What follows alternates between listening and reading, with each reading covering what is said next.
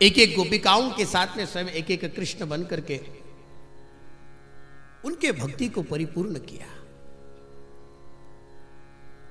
ध्यान में रखना, मैंने जो पहले ही कह दिया ना कि नृत्य एकांग है, ध्यान में रखना, भगवान के सामने नृत्य करना भगवत भक्ति की एक साधना है।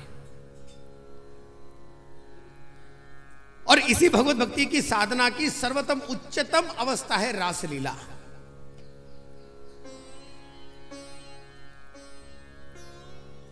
इसलिए रासलीला का वर्णन, जब तक हम उस भाव में एक रूप नहीं हो जाते तब तक वो हो ही नहीं पाता।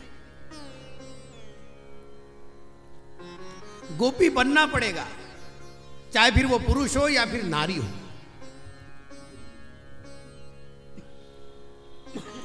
यहीं पर ही सामने में सुखदेव आश्रम के बीच में एक हॉल है, जिस हॉल का नाम है राधे राधे हॉल।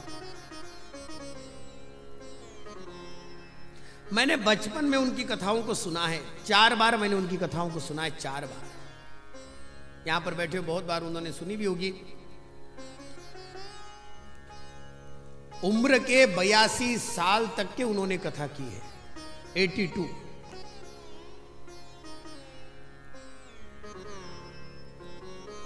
और 75 की 76 साल के होंगे उस समय पर मैंने उनकी उस कथा को सुना। जब ये प्रसंग आता और स्वयं इस प्रकार का चुंदरी का स्वयं भजन करते, उस समय पर वो स्वयं एक साड़ी अपने साथ में लाते, स्वयं अपने शरीर के ऊपर धारण करते और व्यासपीठ पर से स्वयं दिव्यता के साथ उस पूरे प्रसंग का वर्णन करते। पूरा प्रसंग पूज्य श्री राधे राधे जी महाराज।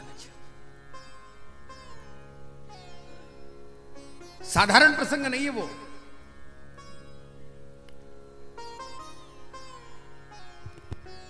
जिस प्रसंग को देख करके भगवान महादेव को भी कैलाश छोड़ करके जाकर के स्वयं ब्रज में गोपी रूप धारण करना पड़ा, ये वो लीला है।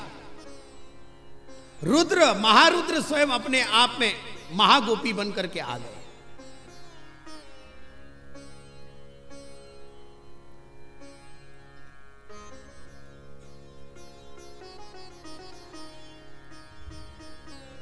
ओढ़ के साड़ी पहन के जूड़ा, चाल चले मतवाली, भगवान स्वयं पहुंचे। और वहां पर पहुंचने के पश्चात भगवान को पता चला ये भगवान महादेव है, जो कि स्वयं एक गोपी के रूप में बन करके आए हैं। रूप में आने से तो बेहतर है कि इनको इसी गोपी भाव में स्थिर कर दिया जाए। इसलिए भगवान ने इशारा किया गोपिकाओं को कि बजाओ तांडव। और जो तांडव बजाया, महादेव जी का तो पूरा का पूरा साड़ी भी निकल गई, जूड़ा भी निकल गया और सारी चोली वोली निकल करके स्वयं महादेव जी तो जो तांडव में रमे हैं महाराज पूछो मत।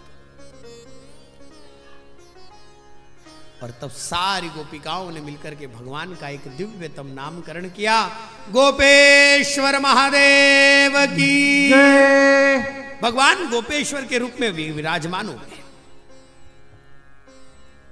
तत्रारभत गोविंदो रास क्रीड़ा मनुव्रते स्त्री रत्नेन्विता प्रीतेर अन्योन्यात् बद्ध बाहुवी।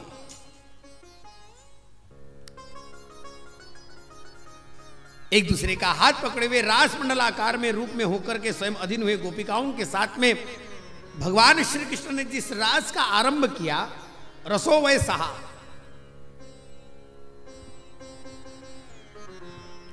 योगेश्वरेण कृष्णेन तासाम मध्ये द्वयोर्द्वयो। एक एक गोपिकाओं के साथ में कृष्ण कैसे हो सकते हैं? अरे योगेश्वर है वो। योगी अपने शरीर को आकुंचित भी कर सकता है और योगी अपने शरीर को पसार भी सकता है। भगवान कृष्ण साधारण चरित्र नहीं है, ध्यान में रखना। आपको समझना होना तो आपको स्टार्ट करना पड़ेगा स्वयं भगवत गीता से।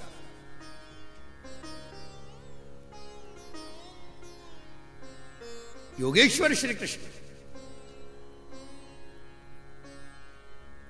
1 मिनट के लिए विषय आया ही, इसलिए मैं बता देता हूं आपको।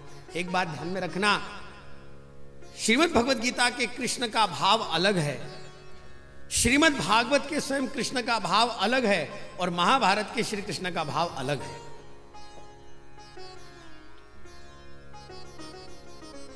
सारे चरित्रों को यानी सारा का सारा चरित्र कृष्ण का समझने के लिए इन सारे ग्रंथों को समझना पड़ता है।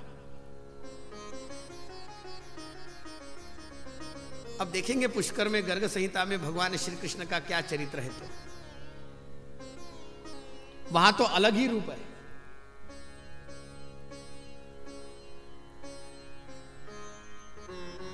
गर्गाचार्य जी महाराज ने भगवान श्री कृष्ण के उस चरित्र को लिखते समय पर भगवती राधिका और भगवान श्री कृष्ण इनका संबंध क्या है इसको अत्यंत विस्तार से बताया है। वह कृष्ण सबसे अलग है। भगवत गीता में भगवान उपदेश करते हैं, महाभारत में भगवान स्वयं उपदेश के साथ साथ अपने चरित्र का, अपने जीवन की चर्या को भी वैसे ही चलाते हैं। और गोकुल में भगवान श्री कृष्ण उन गोपिकाओं के लिए योगेश्वर के रूप में भी विराजमान हो जाते हैं। एक एक गोपिकाओं के साथ में विराजमान होते हैं। एक गोपिका को ऐसा नहीं लगा कि कृष्ण मेरे पास में नहीं है। प्रविष्टेन गृहीतानाम कंठे स्वनिकटम स्त्रिया, स्वनिकटम।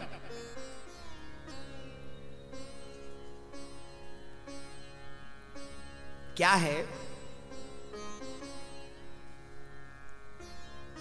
एक ही रूप में स्वयं भगवान विराजमान हो जाते तो इस प्रकार का भाव प्रकट नहीं होता। मैं आपको सच में बताऊं, एक 4-5 मिनट के लिए, 10 मिनट के लिए हम सब लोग जिस प्रकार का मग्न होकर के नृत्य कर रहे थे, किसी को ऐसा लगा कि मेरे पास में कृष्ण नहीं है? लग ही नहीं सकता। हम सब अपने आप में कृष्ण के रूप में एक रूप होकर के, कृष्ण स्वरूप में होकर के उस रास लीला में सम्मिलित हो गए। एक रास लीला का वर्णन किया तो इतना परिणाम है, भगवान कृष्ण जिस रास लीला में हो उसका परिणाम क्या होगा, क्या होगा उसका परिणाम। फिर भी राजा परीक्षित ने एक प्रश्न पूछा, गुरुदेव आपने तो कहा कि भगवान अवतार धारण करके अधर्मियों को मारने के लिए आते हैं, ये बीच में नाचना खेलना कैसे हो गया, ये कैसे हो गया? ये प्रश्न महाराज परीक्षित का नहीं है। आजकल के पढ़े लिखे जो खुद को बहुत ज्यादा पढ़े लिखे समझते हैं ना, उनका ये प्रश्न है। अवतीर्णो ही धर्मस्य अवतीर्णो ही भगवान अंशेन जगदीश्वरा, अंशेन जगदीश्वर का अंश है जो अवतार धारण करता है, ऐसा आप मानते हैं ना। और जिसका कार्य संस्थापनाय धर्मस्य, जो धर्म की स्थापना के लिए आए हैं, तो मुझे बताइएगा महाराज, स कथम धर्म सेतु नाम वक्ता कर्ताभिलक्षिता प्रतिपम आचरत ब्रह्मन परदाराभिमर्शन परदाराभिदर्शनम परदाराभिदर्शनम। अरे दूसरी स्त्रियों के साथ में खेलना रमना इस प्रकार का ये आचरण शोभायमान देता है क्या? भगवान सुखदेव जी महाराज ने कहा, राजन ये प्रश्न वास्तविकता में A for apple, B for ball, C for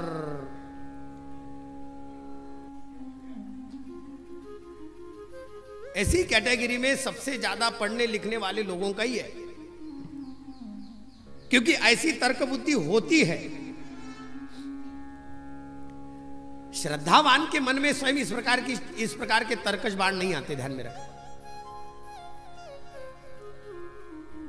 हम तो केवल इतना ही जानते हैं कि भगवान कृष्ण ने हमें स्वीकार कर लिया, बस हो गया।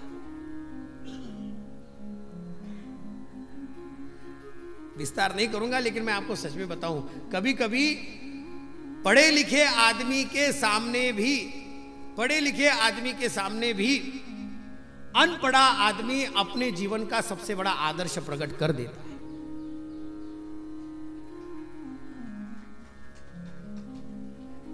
आप ये मत समझना कि अनपढ़ा आदमी बिल्कुल गवार ही होता है, गवार नहीं होता। उसके जैसा आचरण संपन्न, मैं आपको सच में बता रहा हूं, आचरण संपन्न और उसके जीवन में जिन शब्दों को केवल पढ़ा लिखा आदमी केवल किताबों में पढ़ता है, वो अपने जीवन में जीता है। भगवान सुखदेव जी महाराज ने कहा, राजन तुम्हारा प्रश्न अत्यंत योग्य है, लेकिन प्रश्न का उत्तर भी सुन लो। एक बात केवल इतना ध्यान में रखना कि मभिप्राय एतम न संशय छिन्नि सुव्रताः। सुखदेव जी महाराज ने कहा, धर्म व्यतिक्रमो दृष्टम ईश्वराणांच साहसम तेजस्याम न दोषाय वन्ने सर्वभुजो यथा। देखो, अग्नि को कोई दोष है क्या? बताना जरा। सूर्य को कोई दोषण लगा सकता है क्या? मुझे बताइएगा। सूर्य के ऊपर कितना थूकेंगे कि ताकि जाकर के उसके ऊपर थूक जाएगा? अग्नि में कोई दोष नहीं है, क्योंकि अग्नि सर्व दोषों को जला करके खाक करती है। अग्नि मूलतः निर्दोष है। क्यों? क्योंकि वो स्वयं समर्थ है। सूर्य स्वयं समर्थ है। जो स्वयं समर्थ होता है ना, उसे कभी किसी का दोष, कभी कोई दोष नहीं लगता है। ध्यान में रखना, भगवान श्री कृष्ण स्वयं समर्थ है, इसलिए भगवान श्री कृष्ण को रास लीला के माध्यम से इस प्रकार का परदारा भी दर्शनम का दोष नहीं लग सकता।